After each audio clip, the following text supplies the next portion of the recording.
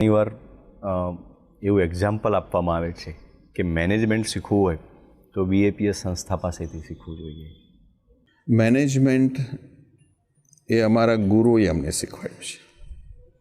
તો તમને લાગશે મેનેજમેન્ટ શબ્દ આમ તો બહુ મોટો શબ્દ છે કે ભાઈ કોઈ પણ આયોજન કરવું હોય, ગૌત્સવ સમય હોય તો એના માટે પ્લાનિંગ, કોણ શું સેવા સંભાળશે, કયા કયા રિસોર્સથી, કયા સાધન સામગ્રીથી, ક્યાં કરશું, કયો સમય, વાહન વ્યવહારની સગવડ, આ બધું વિચારતા તો હોઈએ છીએ.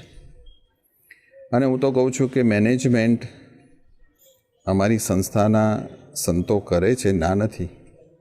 એટલે અહીંયા આગળ તમને જે કંઈ કાર્ય દેખાય છે ને એ જે અમારા ગુરુએ આદેશ આપ્યો છે, જે અમારી સંસ્થાએ પ્લાનિંગ કર્યું છે, એ પ્લાનિંગને નાનામાં નાનો સ્વયંસેવક સંપૂર્ણ સમર્પિત થઈને અનુસરે છે.